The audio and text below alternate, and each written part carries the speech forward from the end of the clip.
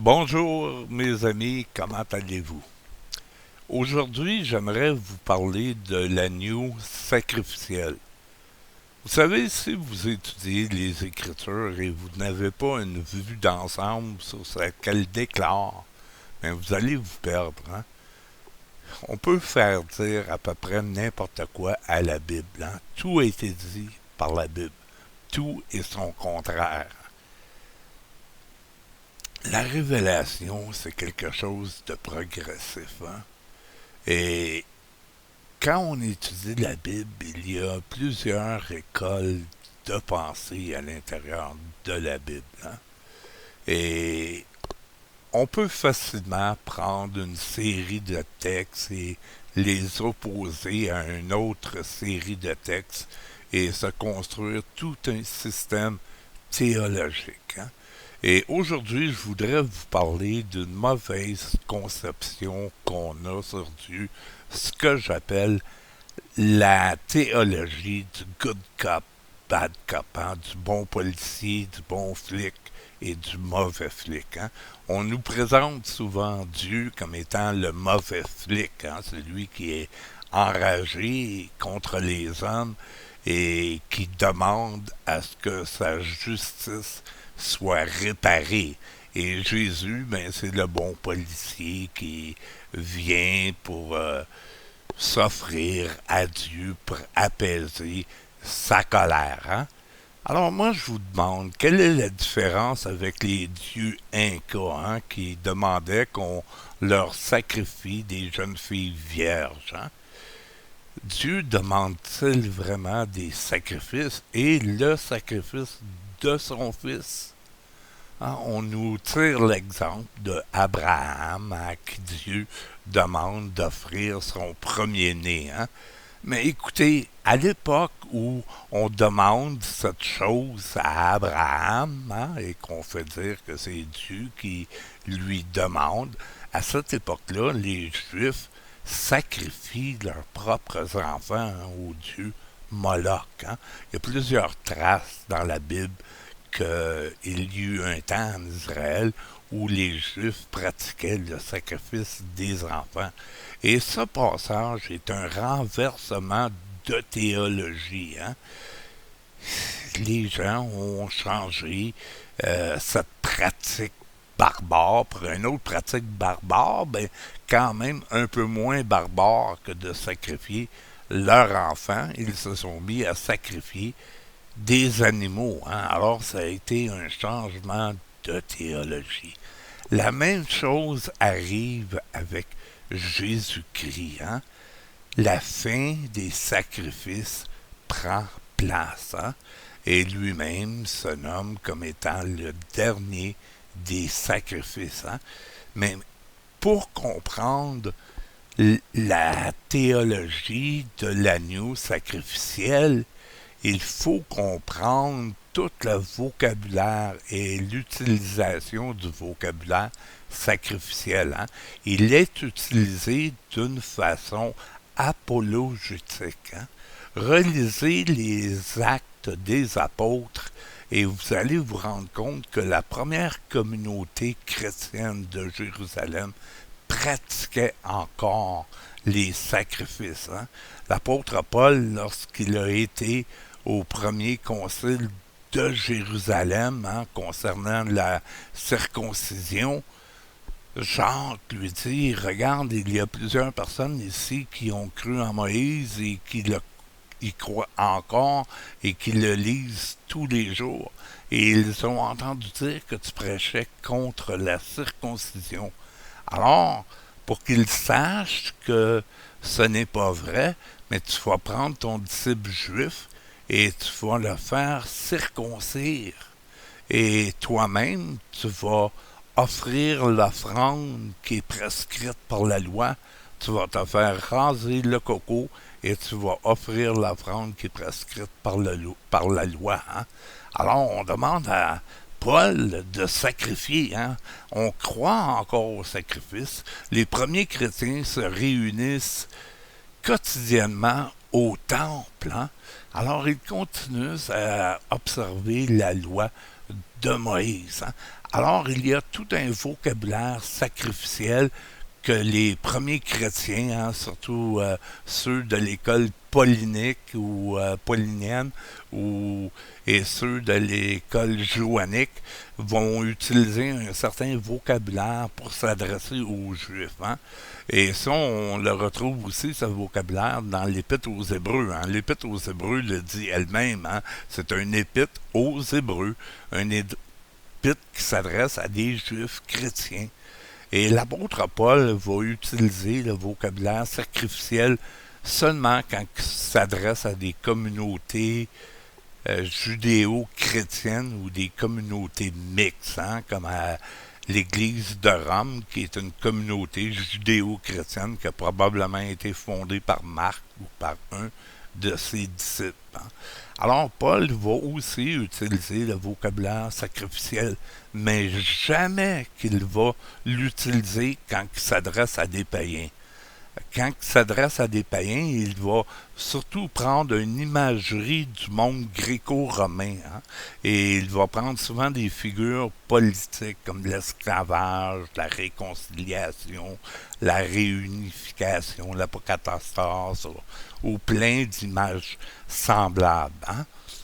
Lorsque Jésus rentre dans la synagogue, lorsqu'il débute son ministère, il va ouvrir une portion du livre d'Ésaïe, hein, et il va se mettre à lire cette portion qui déclare « Tu n'as agréé ni sacrifice ni offrande, voici dans le rouleau du livre, il est question de moi, voici, ô Dieu, je viens pour faire ta volonté. Hein. » Il y a des passages dans l'Ancien Testament où on voit que les prophètes sont en opposition avec les prêtres. Hein. Même Ésaïe va critiquer les sacrifices d'animaux. Hein. Il dit aux prêtres de l'époque que Dieu en a rien à faire de leur assemblée solennelle et que Dieu allait prendre les sacrifices d'animaux qu'ils offraient et il va leur lancer en plein visage. Car Dieu, ce qu'il désire, c'est l'obéissance et non pas les sacrifices. Hein? Et on voit cette expression qui revient continuellement dans l'Ancien Testament, car il y a une réelle opposition entre les prêtres et les prophètes. Hein? Et plusieurs vont suivre le courant des prophètes. Hein? Au temps de Jésus, il y a plusieurs Juifs qui ne croient plus au temple, qui ne croient plus au sacrifice. Hein. Les Esséniens ne pratiquent pas le sacrifice et ils ne vont plus au temple. Les pharisiens aussi étrangement que ça peut nous sembler, ne pratiquaient pas les sacrifices d'animaux. Hein. Il y a plein de gens, plein de mouvements baptistes qui ne croient pas au sacrifice d'animal. Jésus nous est présenté comme étant l'agneau sans tache, hein, et sans faute. Et Jean-Baptiste, bien sûr, lorsque Jésus débute son ministère, dira « Voici l'agneau de Dieu qui ôte le péché du monde ». Mais il faut voir dans ces tournures de phrases des expressions apologétiques, hein, de défense de la foi, dans une polémique contre les Juifs qui, eux, croient au sacrifice sanglant. Cette théologie est tellement faite de dommages que l'on voit Dieu d'un côté et Jésus-Christ de l'autre. Alors, en quelque sorte, mais l'histoire du salut, c'est Jésus qui vient nous sauver des mains de son Père. Hein? Alors, Dieu est un psychopathe arrogant et le Fils, lui, est le petit agneau qui vient s'offrir à son Père. Cette théologie, elle est complètement fausse, car Paul nous dit dans l'Épître aux Corinthiens que Dieu, il était en Christ, réconciliant le monde avec lui-même. Il n'y a pas Jésus d'un côté et Dieu de l'autre côté. Dieu, il était en Christ, réconciliant le monde avec lui-même. Et pourquoi? parce que Dieu ne prend pas plaisir aux sacrifices et aux offrandes. Hein? Et Jésus, il est venu faire la volonté du Père et voici mon Fils en qui j'ai mis toute mon affection. Et Jésus dira, le Père me donne toujours ce que je lui demande, car je fais toujours la volonté de mon Père. Et la volonté de mon Père, c'est que je ne perde rien de ce qu'il m'a donné et je le ressusciterai au dernier jour. Et qu'est-ce que le Père lui a donné? Le Fils dit, le Père m'a donné autorité sur toute chose. Hein? Il y a quelque chose de mystique dans la mort de Jésus-Christ, bien sûr.